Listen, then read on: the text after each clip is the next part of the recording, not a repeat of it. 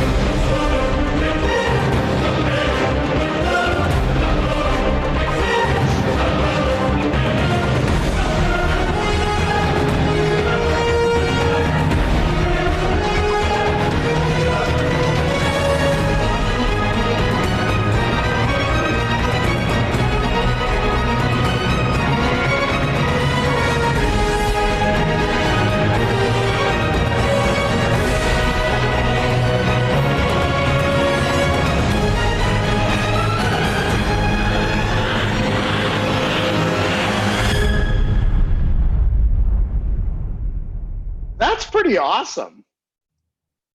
There you go, Ben. Yeah, you gotta now Noah, you're going to be on the 2-month anniversary trailer. That was amazing, and I need to know why Nate personally was in the Cheers bar. Oh, because I was also in the Cheers bar. My background was the cast of Cheers. I can switch that to you if you want. That's like, it's my favorite background. Although I like Oren's in the Village Vanguard. Yeah, I know. But that's because you have bad taste in music. I was going to say that's also a more unusual. I mean, it's conceivable that Nate could have been in the Cheers bar, but not conceivable that Oren could be in the Village Vanguard. He was giving a very, I guess that's right. He was giving a very good talk on elections in the time of pandemic, as we were getting live news about what was happening in Wisconsin, which was kind of an incredible episode. It was really fun. But text me the link to that video so I can tweet it. Yes, I totally will. Yeah, that took me like most of the day. I was supposed to be writing my property and internet law exams, but I was learning how to use iMovie instead. So I also liked seeing Jack Balkin because I just finished teaching my last classes of the semester, and I teach First Amendment. And I took First Amendment from Jack Balkin. I always tell the students on the last day of class when I teach the Rosenberger case that the final in Jack Balkin's First Amendment class, when I took it, was the fact pattern for the Rosenberger case, which was before the court at the time. And then I tell them that I got a P in the class.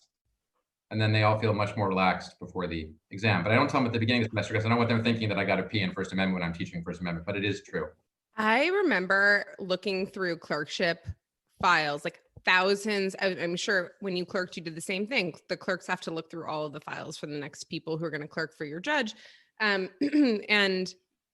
I remember looking through and having no sense of what Harvard or Yale's system of grading was, and being deeply resentful that I had to learn a new system of grading to understand how to adjudicate whether or not these were worthwhile people.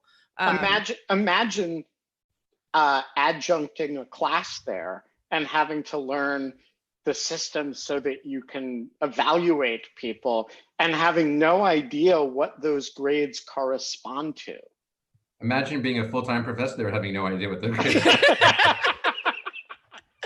So for those of you who don't know, Harvard Law School has a system of grading that ranges from not passing to low pass. So does Yale. Pass to high pass to some special, pour oil over olive oil, anointing deans, whatever. And why they couldn't have just called that A, B, C, D, F, I'm really not sure. I actually don't know. What is like the argument behind it? Do you know, Noah? Yeah, vaguely. I mean, Yale did it first, a long time before Harvard did it. And their idea was, I think it was under Guido Calabresi's deanship. And the idea was our students are so awesome, it would be unjust to subject them to grades because they really all deserve the best grades because they're the best people in the best possible law school in the best of all possible worlds. And also they were off the treadmill. That was the other point that Guido always made. So if you're off the treadmill, there can't be grades because on the treadmill, as everybody knows, there are grades, as every gerbil knows. And then eventually Harvard decided it should copy Yale on the theory that there wasn't really a clear theory for it. But the idea was basically that maybe Yale was stealing some students by telling them that if they weren't going to get grades, they should be more relaxed about it. I don't think it had any impact on who went to which law schools, but but Harvard couldn't go all the way there. Nor does it induce relaxation.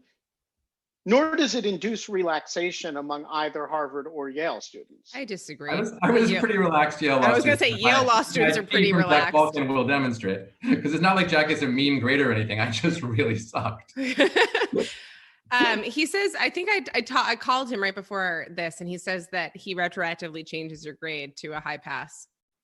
Really? Yes. That's a very sweet thought. I don't believe that you would say that in a moment, but maybe I think he said I could tell you that. That's what if you roll the Ching or something like that, then that would be okay. Yeah. So Noah, you testified in the impeachment proceedings, and we haven't even introduced Noah because I didn't. All right, go introduce him. Sorry, and then I'm Noah Feldman. I'm going to ask him the impeachment questions. Noah Feldman is almost so famous that you shouldn't have to have an introduction for him, but I'll do it anyways. Harvard Law School professor. He is the author of a wonderful book on Madison, which he likes to refer to as the size of a doorstop, but I actually think is quite wonderful. And the Iraqi Constitution was one of the authors that worked in the Iraqi Constitution. We have gotten to know each other in working on the Facebook Oversight Board, which is the Court of Appeals that's kind of coming out of Facebook for content moderation issues. And you have like your expertise this last year could not have been called on in more ways, I think. As Ben is about to talk about, the impeachment hearings, the Oversight Board, all of the news. It felt like kind of like the Noah Feldman hour, which is just fine with me in terms of like where we're getting our news from and like what's going on and smart people talking about things. So like, yeah, tell us, like, Ben, ask your question about the impeachment hearings. I thought that like that was where I was going to go too. So thank you for that nice introduction, Kate. So you testified at the impeachment hearings. The thing did not work out the way you, or for that matter, I would have urged, or in your case did urge, and in my case, nobody asked. How satisfied or dissatisfied are you with the process end to end? What it did, what it didn't do? Was it at the end of the day productive, or was it at the end of the day principally an illustration of how the only thing that really holds presidents in check is elections? I actually think it's a little bit of both. This impeachment process, I think, was distinctive in that I believed going into it that there was almost no chance, very close to zero chance, that anything could emerge or would be said under oath or otherwise that would lead the current members of the US Senate to remove the president. I think the facts were pretty heavily known up front. There, of course, are some things we never did find out. We never did hear that John Bolton testimony, which in my view, we were never meant to hear.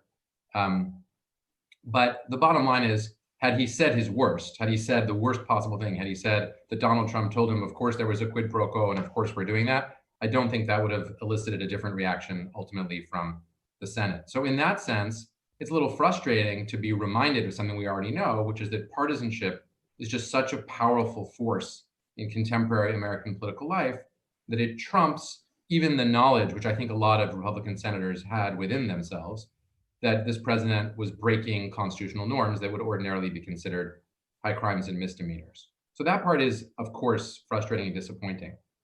But at the same time, there's another feature that this one had, and that is there was no choice, I felt in the end, for the Democrats but to impeach.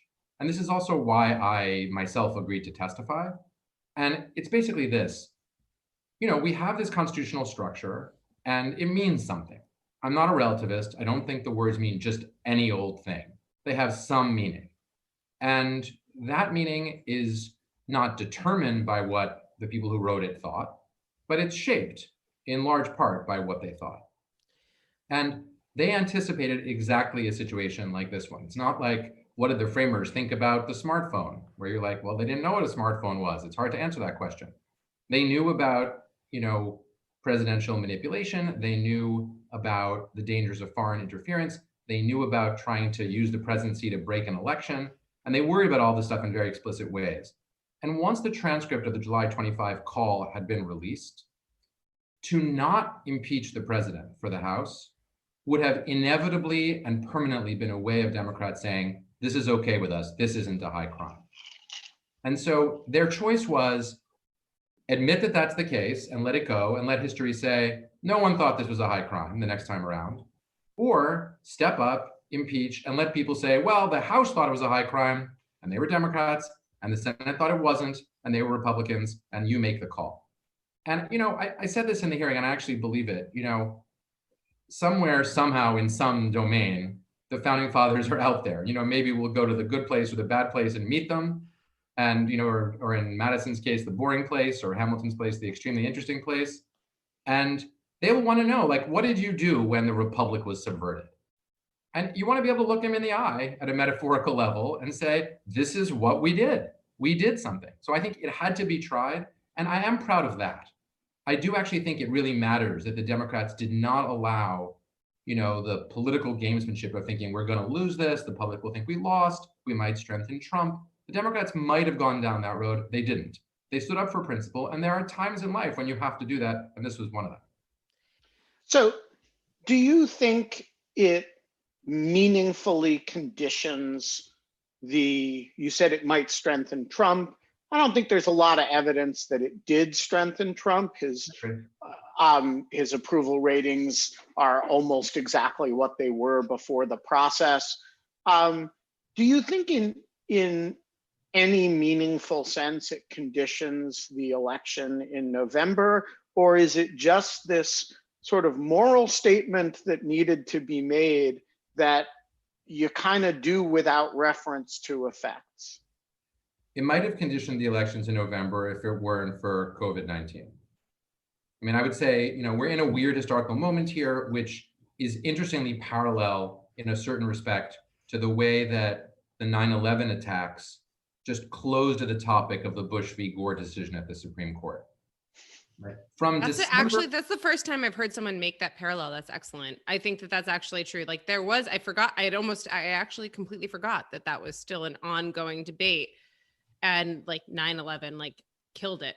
Just ended it. Yeah. I mean, from December of 2000 to September 10, 2001, many people who cared about the Constitution and elections thought that the Supreme Court stole the election and that George W. Bush's presidency was borderline illegitimate. And then what 9/11 showed us was not that was false, but that it really didn't matter. There were more important things. And I think that's the way it looks now. Coronavirus, I don't think it's an existential threat to our society, though it threatens the deaths of many actual people or is killing many actual people. But it definitely is going to have the historical effect, even in our moment, of just changing the subject, probably permanently, away from that impeachment effort until the day when we next want to impeach a president. And then it will all come back. And at that point, the principled thing will have some conditioning effects. So I wanna argue that there's a little bit more connective tissue between COVID-19 and the impeachment than that sharp break allows. There was really none between 9/11 and Bush v. Gore, I agree. But there is this thread that runs between COVID-19 and impeachment, which is the president's extortionate demands on other leaders with respect to his own political advantage. And, one of your co-panelists when you were testifying, Pam Karlan, had this rather, in retrospect, prescient hypothetical, which is what if instead of doing this to Zelensky, the president had done this to a state governor in the wake of a natural disaster.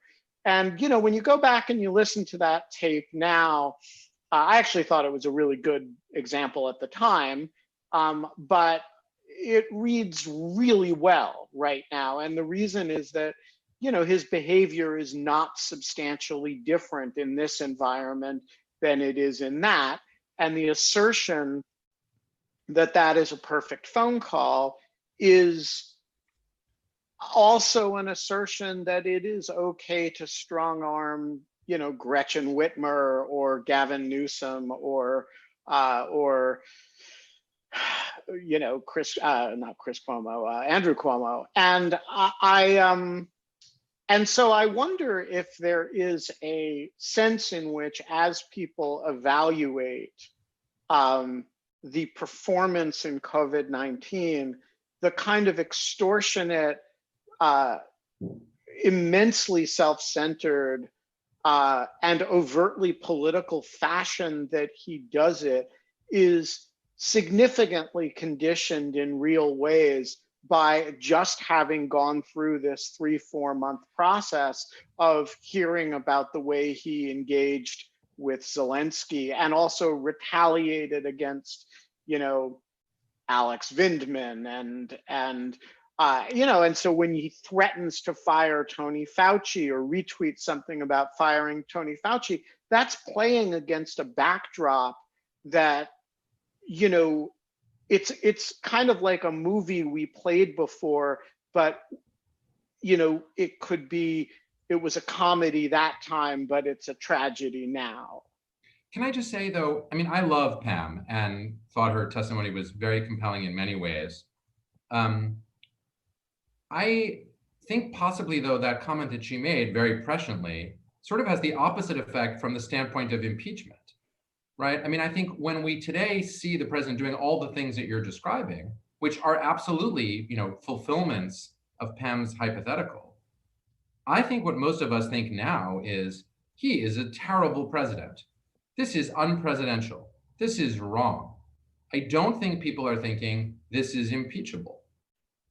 And in that sense, it substantially undercuts her argument. I mean, I think the strongest response to that version of her argument was the argument, I mean, no one actually made this because people weren't honest enough to make it really, but the argument that Trump's just a terrible president within the realm of ordinary badness, but that it's not impeachable to engage in these kind of threats. And I don't know, it's hard to make out the case that his, threatening of, the governors of Michigan or California, even to take it further, his willingness to condition aid to states that have Americans dying in them on his political viewpoint, though it's repugnant, and I think it is repugnant, I think most people think it's not impeachable. Now, maybe they think that because he wasn't successfully removed from office, but I'm not sure that's the case. That's my response to that. So I want to so that's a great point. And I think so basically you're saying that okay, what impeachment is for is two standards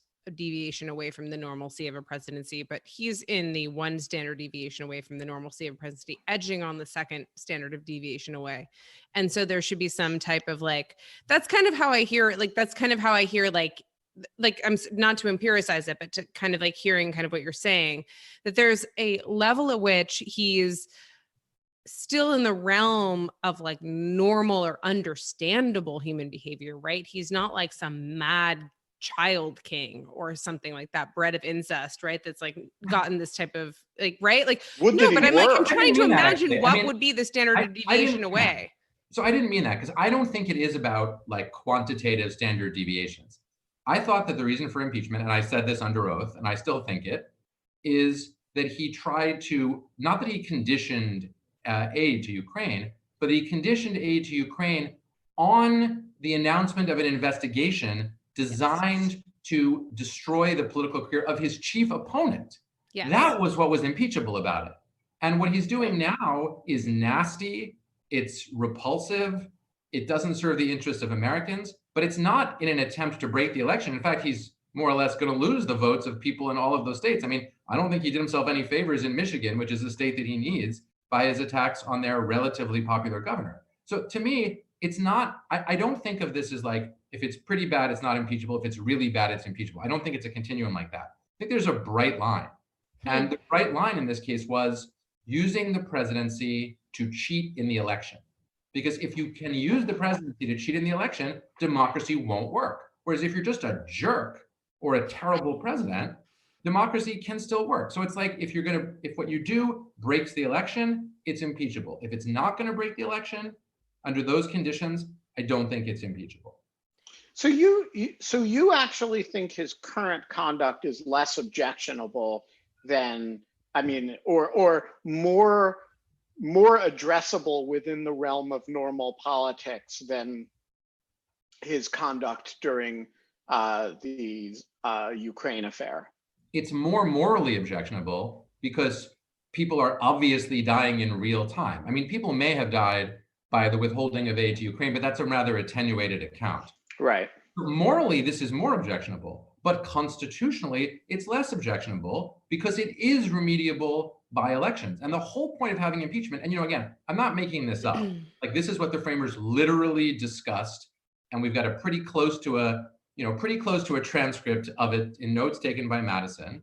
Not that there's a perfect notes, but they were pretty darn good for these days, in which they literally said, well, maybe we don't need impeachment because we're going to have elections. And then the answer was very strongly made by multiple people. Well, that doesn't cover the situation where the president is distorting the election results. And that's why they were like, you know what, good point. And that's where, Gouverneur Morris, who would introduce the idea of taking impeachment out altogether, was like, you know what, I changed my mind. I was wrong. I didn't think of this scenario. And that's the scenario we were in. So the constitutional remedy isn't based on its moral wrongness. It's based on it breaking the democratic system. And so we're morally worse to act the way that Trump is acting, leading to direct deaths, than it is to act that way towards Ukraine. But it's not constitutionally impeachable. So is this why, so now this is all starting to click into place. Like, I only saw part of it, but you had a debate over Twitter with Larry Tribe and Marty Lederman and like a bunch of other people about like basically whether or not Trump had been impeached formally under like the proceedings. And I think that a lot of people were like, this is beside the point. Who cares whether he has been formally impeached? And now it's kind of really making sense to me that if you really don't think that the Constitution has how firmly you believe that the Constitution is separate from some type of moral or natural law, that like this makes sense to you. This distinction makes a lot of sense and is very, very important. Versus people who are just kind of like, who cares whether or not he's been impeached or not? The papers have been delivered. Is that kind of correct? Yeah, I mean, I like that. I mean, this particular fight, which was a kind of intramural fight among people who thought that Trump was lousy. It truly was. It was like the weirdest fight. I remember like, are you guys arguing about like the equivalent of the mailbox rule? It sort of was that, but it did matter, at least in my view. And ultimately enough people paid attention to it to make me think that maybe it did matter, even though a lot of people may have paid attention in the form of saying this doesn't matter. When enough people are paying attention that way, it starts to matter. And, it started not on Twitter. It started with a piece that I wrote in Bloomberg, and before that Larry Tribe had written in the Washington Post. And, Larry Tribe's idea was that you could pass articles of impeachment, but then say that Trump had been impeached, but he couldn't be tried. And the idea was to somehow cleverly trap the president where he couldn't get himself off, of the impeachment charge. And I just thought that was breaking the system. It wasn't treating the system in terms of basic fairness. And yeah, to me, the reason that apparently technicality mattered is that impeachment is supposed to be the thing that triggers a trial. And therefore it implies some basic fairness. And you can't trigger a trial and then say, you can't defend yourself in the trial. It doesn't work that way. At that point, I was saying this to Larry Tribe, if you do this, you're no better than they are. You have to actually, the way that the Democrats have to play this is to play by the rules, because the whole point of impeachment is to say that the president didn't follow the rules. And so where I'm agreeing with you, Kate, is that I am saying that I do believe that on a whole bunch of points, the Constitution actually lays down rules. They are real rules. They are real rules of the game. We need the rules, and the other side shouldn't break the rules, and we shouldn't break the rules. Except that when you did that, the effect of doing that with the president that we have right now meant that like your talking points became his like imaginary, like crazy talking points. He retweeted you saying like, I haven't been impeached. I'm not really impeached. It became like Zano nonsense for a bunch of people who have no capacity. I'm not trying to sound elitist here, but like who are not going to understand the nuance that you just made with the rules. True, Kate. It was true. Nancy Pelosi was holding the articles of impeachment, and therefore he hadn't yet been impeached. I mean, it's not. People said that to me, like, how dare you say something that'll make Trump happy? That's not my job description. I mean, my job description is to try to tell the truth about the Constitution. And I didn't go up there to say under oath that he ought to be impeached because I hate him. Right. That's not why I did it. I did it because I study the Constitution and I know that he violated the constitutional standards. And that's why I said it under oath. It wasn't my opinion. It was as close to a fact as I'm able to express. And similarly, on the same terms, it's my job to say impeachment happens when you bring it over to the Senate and start the trial. And so I just like my Republican friends and even my Trump supporting friends were really mad at me for testifying. They were like, what are you even doing? Similarly, Democrat friends, some of them were really mad at me. Democratic friends were some of them really mad at me for saying he's not impeached yet. And I had the same answer to both. I'm telling you the truth. There are rules. It's not all relativism. It's not anything goes. A lot of people in this country think that anything goes when it comes to law, when it comes to the Constitution. I think the president sometimes thinks that. And that's wrong.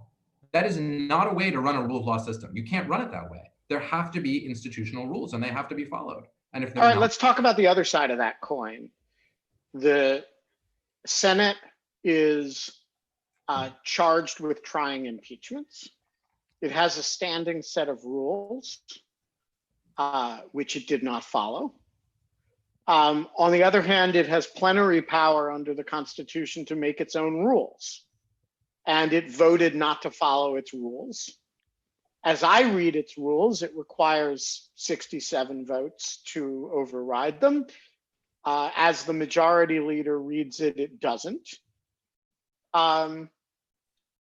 Did the Senate do its job, and in what sense? If not, did it not? What was the rule it was obligated to follow that it didn't? Or is that one just a trial is whatever the Senate says a trial is? I mean, I think that the Senate had a constitutional duty to hold a trial. And I'm not sure they really held a trial, right? I mean, they heard arguments on both sides.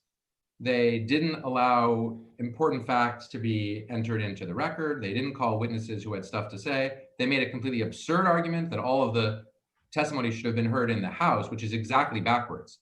I mean, right. In the historical impeachment process, it wasn't the lower house, whether the House of Representatives or Parliament, that ran the trial. It was the upper house, the Senate or the House of Lords, that ran the trial. In fact, it would have been perfectly constitutional for the House to impeach with no gathering of evidence. Right. They could have just said, we think this guy is bad, we impeach him. And that's so they flipped the historical norms. They evacuated the word trial of its ordinary language meaning. So all that I think is true. But as you correctly say, Ben, there's no one who can do anything about that, because in the end, practically speaking, they're the judges of what a trial is. So if we were before the court of heavenly judgment and we said, did Mitch McConnell break his vow, or his oath sworn before Almighty God to uphold the Constitution, I think I would say, yeah, he broke his oath. Is there any earthly power that can constrain him in that regard? No. Yeah, I actually think that's a great point. And his God, should such a being exist. Tony Cava, you have a question. But you got to unmute yourself. I do. I think I'm unmuted. Can you guys hear me? We can. Excellent. Hey, I'm not a lawyer, but I am interested in kind of what was going on in your head, and you may have answered this in your last comments, but it struck me watching the impeachment quote unquote trial that Trump's legal team was really misrepresenting the evidence presented by the House. And it was kind of the same misrepresentations kind of over and over and over again over a period of days. And it struck me that the room is full of intelligent people, so everyone kind of knew that's what they were doing, including the Chief Justice. And I can only assume that you kind of knew that that's what was going on. So I'm kind of curious what was going on in your head during all that time. Thank you for that great question. What I'm going to say is going to be weird, so bear with me, okay, Tony? Okay. So first is I agree with everything you just said. That's not the weird part. The defense team, with the possible exception of Alan Dershowitz, misrepresented what everyone knew to be true. They just systematically mistold the story. And here's the weird part. I was thrilled by that because it was better than the other thing. So what was the other thing? The other thing was the Alan Dershowitz view, according to which Donald Trump, of course he did all the things he's accused of doing, and that didn't violate the Constitution. So, Tony, there's this great expression, which I think goes back to La Rochefoucauld, which says that hypocrisy is the homage that vice pays to virtue, which sounds, irritating in 18th century in French, but it actually makes a lot of sense. Hypocrisy is what we do to acknowledge that we have moral standards, even though in real life we're breaking them. So when the president's defenders got up there and said, he didn't do these things, he didn't do these things, that was just hypocrisy. They were acknowledging that a president who did those things would be doing something really terrible. They were implicitly acknowledging that by saying he didn't do it, even though we all know he did do it.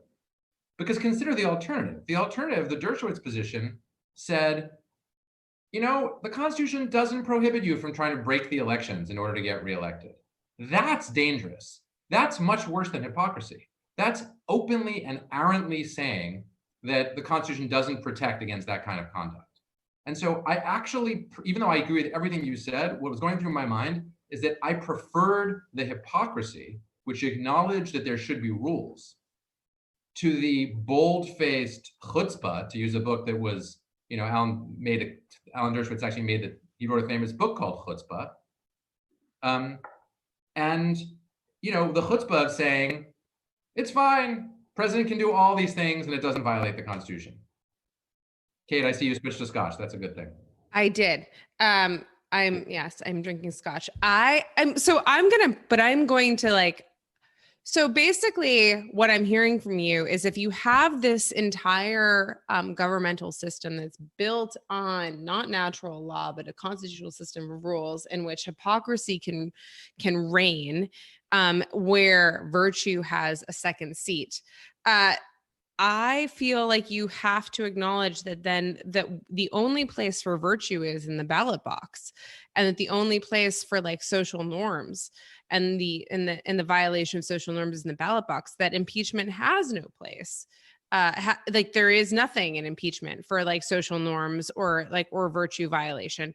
That if we feel like Trump has broken some type of strict constitutional rule, we have impeachment.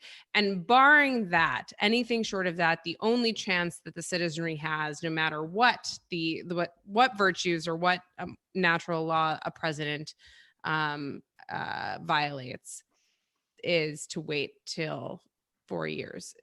I mostly agree with that, Kate. And that's by the way, not just the Constitution, that's law generally. No, I know.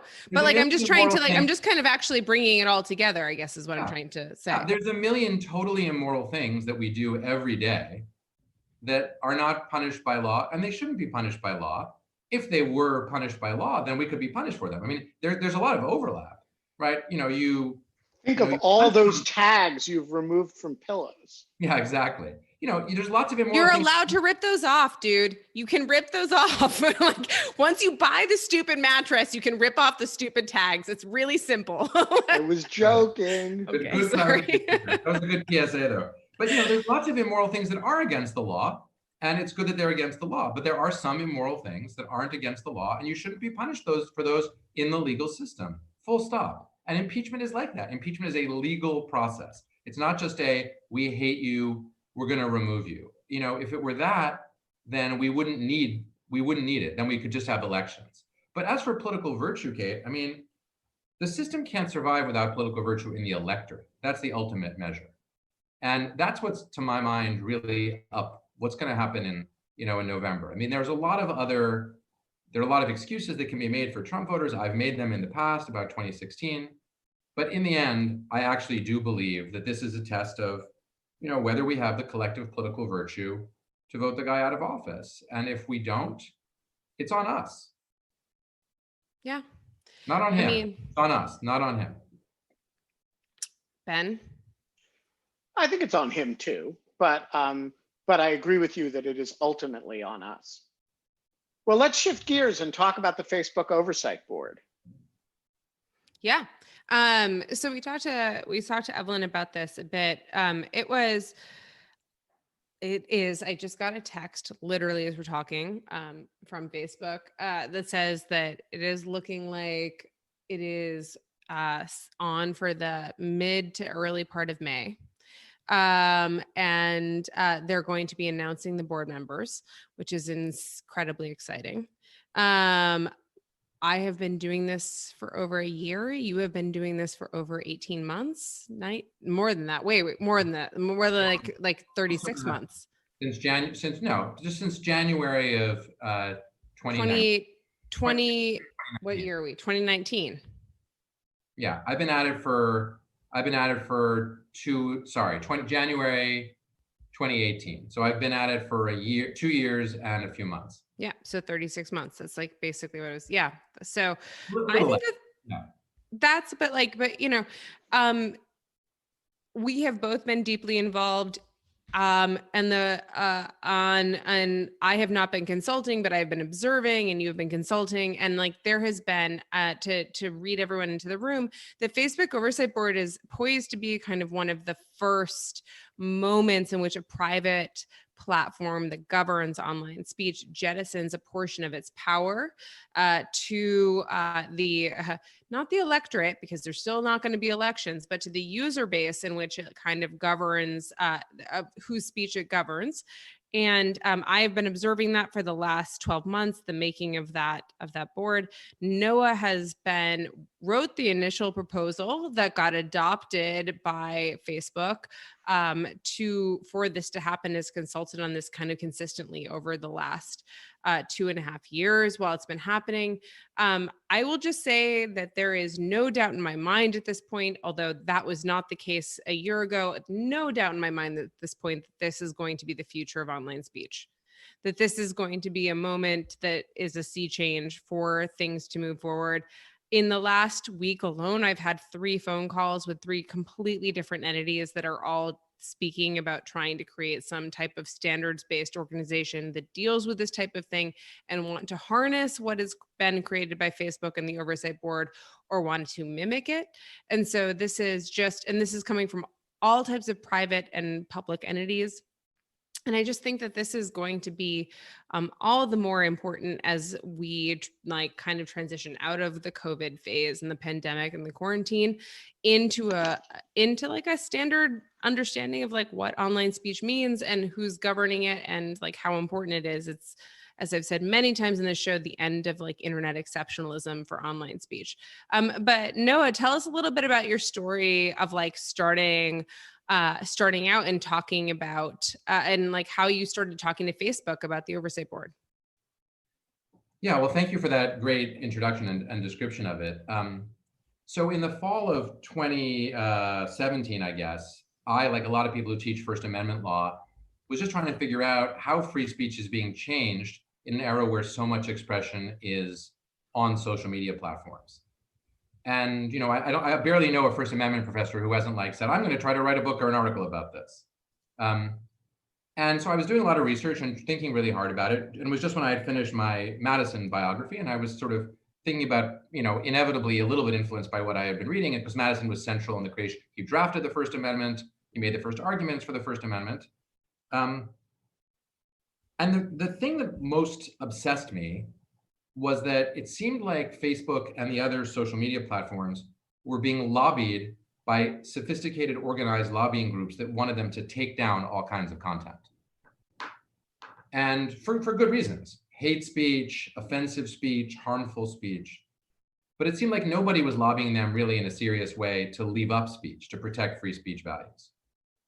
And so I thought to myself, that's a little weird, because we know as a general rule from politics that if there's a concentrated interest group fighting for something, it usually gets it, even if many, many people are on the other side, even if a majority of people are on the other side, but care about it in a more diffuse way. So that's the story of the gun lobby. It's the story of the Cuba lobby. It's the story of the Israel lobby. None of these things are nefarious in terms of how they work. They're above board in terms of how they work. It's just that a concentrated lobby tends to win. So I thought to myself, that's going to mean that the concentrated lobby to take content down is going to keep on winning. And so free expression on social media platforms is just going to go down and down and down. And I was in Stanford, actually, speaking at Michael McConnell's seminar, his Law and Religion program, about my Madison book. And I rented a bike and went for a long bike ride up in the hills outside of Palo Alto, and it was much too hard for me. And I beat myself up, and your brain kind of goes into a weird place. And somewhere on the way downhill from Old La Honda, these words popped into my head, like, Facebook needs a Supreme Court. And by the time I got to the bottom, the idea was pretty fully formed. It was basically this: there's a reason that governments have Supreme Courts and constitutional courts to protect free speech. It's because governments are no different from the media platforms. They will constantly be lobbied by people who want to put down speech. They won't be lobbied by anyone who wants free speech. So you create an independent entity that can't be lobbied, and you assign it some principles of free expression. And if you do that, it can defend free expression. Then I thought, well, that's half the battle. All I have to do now is convince Facebook of it. And I actually didn't think I'd be able to. I got home, I got off the bike, didn't even shower. I sat down, I wrote up a 1,000-word description of my idea so I didn't forget it. And I was going to send it out for publication. And I showed it to Sheryl Sandberg, whom I knew from college. And I said, does this seem right to you? And she said, well, I don't know if it's right or not. In fact, I'm not sure it's right at all, but can I show it to Mark Zuckerberg, before you publish it? And I said, yeah, absolutely. And then she came back to me a few days later and said, Mark wants to talk to you. And so I talked to him, and then I, of course, never published it because I thought, wait a minute, if the company is actually interested, then better to try to make it real than just have it be an idea out there in the academic world. And I think in retrospect, the reason that Mark was really interested in this is that, unbeknownst to me, he had really been thinking very seriously about the question of devolving power away from Facebook. He had wanted, it turns out, for years to move some of the power of decision-making away from the company. And this was a way to potentially do that without running into some of the problems of, for example, elections. Because if you do voting, you run into what they call the Bodie McBoatface problem, right? If people on social media platforms vote for somebody or online vote for something, they can vote for ridiculous things. There's no one to really do anything about it because the stakes aren't so high for them. And so, then they got interested, and it was a long process of trying to convince them of it. And there were lots of good arguments against it and some good arguments for it. And I think really just because Mark was behind it, it got adopted. I mean, I think in a company that didn't have Facebook's weird structure with a founder who remains, the most powerful person in the company with respect to the shares, it really might not have happened. So I think ultimately it was Mark's commitment to the idea and his advocacy of it and his insistence on it that really made it happen. And I think just last but not least, Kate, you mentioned that others are interested in doing this. That is my fondest wish. I mean, if this could have been at launch industry-wide, I think everyone would have been thrilled with that. I think Facebook would be thrilled with that. I'd be thrilled with it. I don't think that was realistic. And I don't think that's even the future direction that we're going to see. I think we're going to see different actors who have different platforms with different values adopting their own things. And I think that's actually great. That kind of pluralism is great. But explain something to me, because there's a premise here that I didn't realize was central to the idea, but that I'm having a little trouble with as a factual matter. So your analogy was, well, they need a Supreme Court because the Supreme Court can't be lobbied. Now, it is true that, lobbyists cannot just walk up to Ruth Bader Ginsburg and lean on her, among other things, because she's ethically barred from having those conversations with them. But that's not true of somebody who's hired in some level by Facebook, who, I can email, I can write to, I can socialize with, has some sort of external life during which people are allowed to just talk to them. And so my question is, what is the form of the insulation from political lobbying that you're imagining protecting these institutions? Ben, it's actually a lot like the Supreme Court. So let's be clear. You can talk to Ruth Ginsburg anytime you want if you have the patience and if you don't have coronavirus, right? I mean, you can't lobby the Supreme Court justices in the sense that it would violate their ethical obligations if they listened to you make an argument on behalf of a party. But there's no rule that says, to take a better example than Justice Ginsburg, who's particularly cautious and careful in everything that she says. Well, it used to be in everything she said, but certainly in everything she does. Take, Justice Breyer, who's more out there. Human. He could be at a dinner party in Cambridge, Massachusetts, and everyone is careful not to talk to him about a case that's pending before them. But he talks about constitutional values and constitutional ideas and cases he's been involved in. And you can say whatever you want in that dinner party, and Steve Breyer doesn't get up and walk out of the room, right? Because he's not influencing the outcome in a case. Similarly, the Facebook oversight board members have signed a pledge. Will have signed a pledge that is memorialized in the charter and in their bylaws that says that they will not be lobbied by people who are parties to the particular cases that are going to come before them. And they can't take any money from them, and they can't consult for them, and they can't do business for them. And they also, like Supreme Court justices, can't go out there and just talk about their decisions. They're supposed to let their decisions speak for themselves. In fact, in certain respects, they're even bound by ethical norms that are slightly more rigorous than the US Supreme Court is, because there's actually no law that says that justices can't talk about their decisions. Some of them do it, some of them don't. But they can, once they've decided something, they can go ahead and talk about it to their heart's desire if they wish to. And some of them really will do that, although some won't. But the Facebook Oversight Board members aren't even supposed to do that. They're supposed to let the opinions speak for themselves. So it's a pretty similar form of insulation. The other thing is that there's an incentive structure, right? They can't make any money from that. And the money that they'll make will just be money they'll be paid by a trust that Facebook has established, an independent trust. And they're not going to be, having business opportunities with the parties that are in the cases in front of them.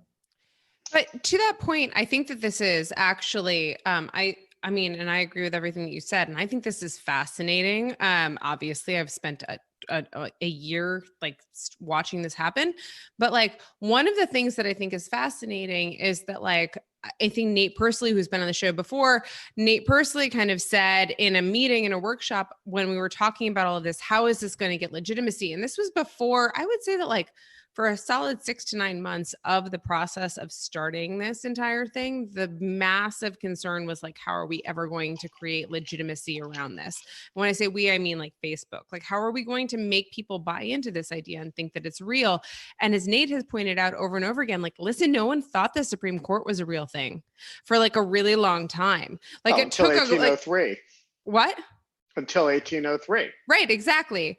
And like there was basically like, you have to have your Marbury versus Madison moment. You have to have some type of moment in which which everyone buys into this regime and people don't think you're just a bunch of clowns in black gowns and white wigs running around doing this, or like a bunch of people, I think is basically will be the Facebook Oversight Board, a bunch of people on Zoom publishing decisions onto a website.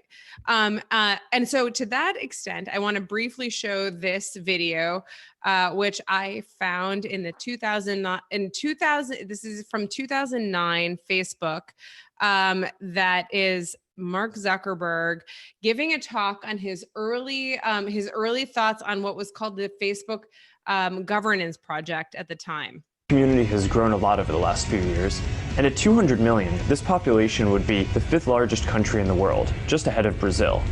A community that large and engaged needs a more open process and a voice in governance. That's why a month ago, we announced a more transparent and democratic approach to governing the Facebook site. Since that time, users and experts from around the world have read and offered comments on the documents that we've proposed, the Facebook Principles and the Statement of Rights and Responsibilities. We've read all of these comments, and we've created new drafts of the documents based on the feedback that we've received. Now we want you to vote and share with us which documents you think should govern Facebook. I hope you take a minute or two to vote, and also to fan the Facebook site governance page, which will keep you informed on future proposed policy changes to the site. Thank you. So I just kind of love that, not just because it's a throwback, but because so many of the terms that what'd you say? Mark's wearing a tie. Yeah, he's wearing a freaking tie. Like, right? He looks so baby-faced, right? 2, like, there is just this, like, it shows this, like, kind of, as you just said, this early commitment to, like, jettisoning this power of, like making this, like, about governance or, like, doing this thing. 3, he mentions fanning a page, which is like language that has disappeared and no longer matters. I don't remember what it meant. Yeah. What do you say? I don't even remember what that meant. It meant that you used to become a fan. You didn't join a page, you fanned a page. Like you became a fan of a page. It was like, sorry, I am just such an early Facebook user that like I remember all of these little moments, but like. Did you used to poke people? Yes, completely poked people. That was like a thing. In fact, a lot of my friends, frankly, who were gay and were not yet out in college, because I was like, went to college at the cusp of people coming out, like knew that people were gay. Other men were gay because gay men poked them. That was like a thing that was like a jocular, like girls and boys could flirt with like people of the same or opposite sex by poking them. And that was like an entire thing. And it was socially acceptable. It didn't really mean that you were gay. You could just be being friendly. But if you were gay, you kind of knew that it meant that you were gay. And so there was like this whole thing that happened. And like, but anyways, but these are the subculture genres that this platform created that are so meaningful to so many people's lives, let alone like what we have going on now in the pandemic, that I just think are really important. And I do think that I just kind of I showed that video because I think it proved your point in a lot of ways, Noah. So I want to ask you a question about the relationship between that video and the oversight board. So that video suggests what the substantive law that the oversight board would be interpreting is, which is some set of constitutive documents, whether it's the statement of principles or the rights and responsibilities. But what's the jurisdictional reach of the oversight board? Is it responsible only for reviewing takedown decisions? Is it any dispute that anybody has with Facebook? What's the parameters of what it oversees? So a truly lawyerly question. So I'm not a lawyer. I know, but you spend a lot of time with them. So there you go. That's why I said, if you were a lawyer, I wouldn't say it was a lawyerly question because you'd punch me or something.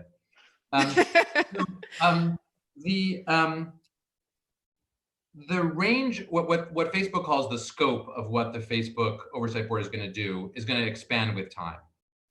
So right out of the box, they will probably start just with cases where Facebook has taken down content, but they might actually jump right away to, in addition to that, also considering cases where I think they should take down content based on their rules and their values, and they have chosen not to take it down.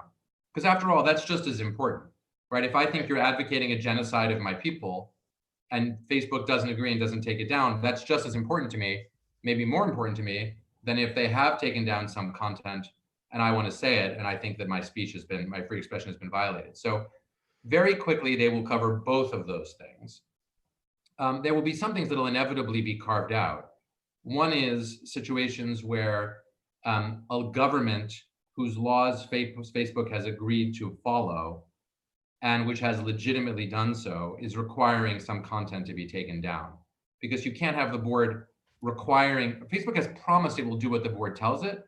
So the board can't be in a position of telling Facebook to do something illegal. It could say to Facebook sometimes, we know you have to do this because the law of this country requires it, but we think it sucks. And we think it's against free expression. And actually, I think that would be very productive if the board had the opportunity to say that under some circumstances. Yeah, to note the objection to removing material critical of the King of Thailand. Exactly. In Thailand. This is the law in Thailand and we get that, but we think this is inimical to free expression. So last question from me, how do I get on this board? This sounds really interesting. I want in. Oh man, you want to send me a fucking email? Like I don't know about you, Noah, but I've gotten like 30 emails from randos, like being like, hey, Kate, you're covering the oversight board. How can I get on it? How can I get on the oversight board? And delete. I just don't even. Anyways. I wish Ben had said that before this first tranche of boards about to be announced. I think we've been on the freaking board. But the point is I was kidding, They're going to announce a first tranche of people, but I think the board, depending on how much work it has, it may expand from the original numbers, which will be in the neighborhood of 20 names that they'll announce. It may expand from that.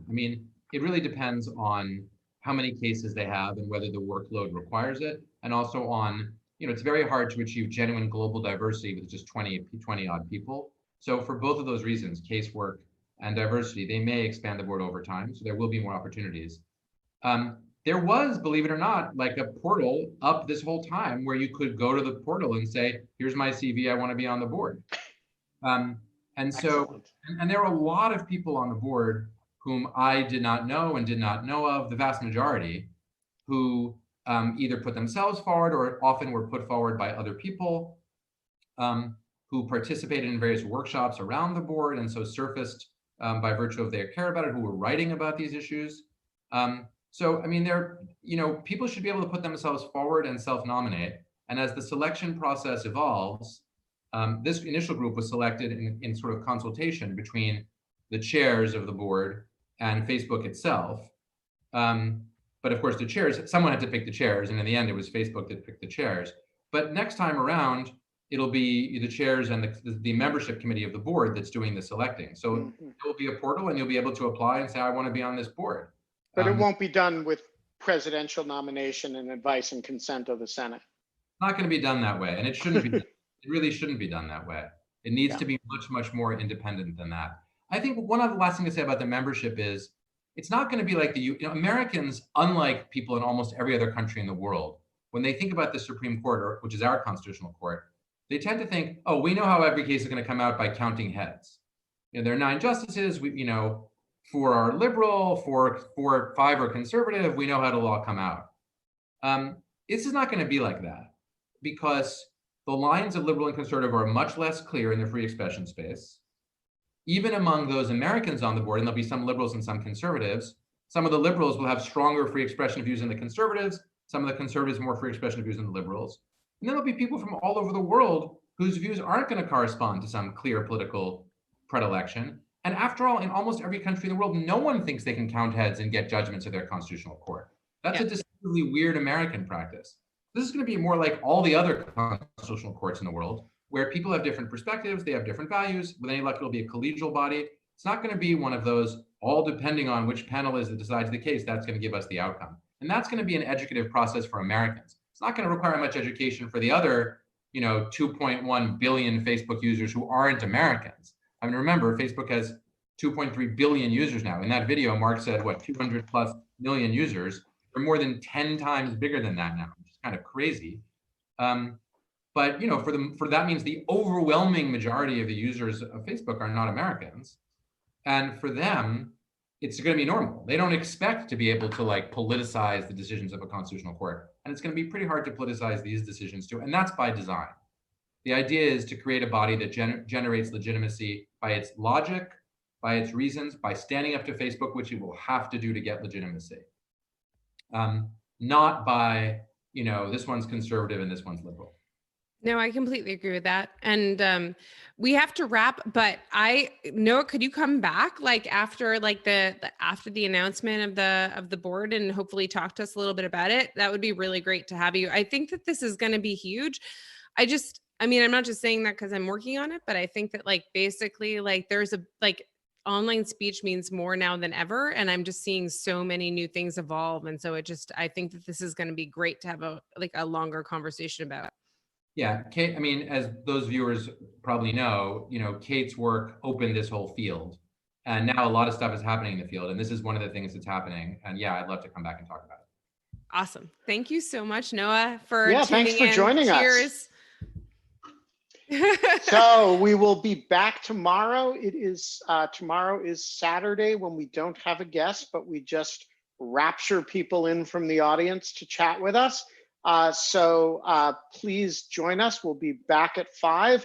We will plan the show for next week. And remember, if you can't have fun, in lieu of fun. Oh, wait, I had our tagline. Our tagline today. Oh, what's our tagline today? Oh, faces made for podcasts. That's what we are. Yeah, indeed. With our faces made for podcasts, you can still hang out with us in lieu of fun. Cheerio. Bye. Bye-bye.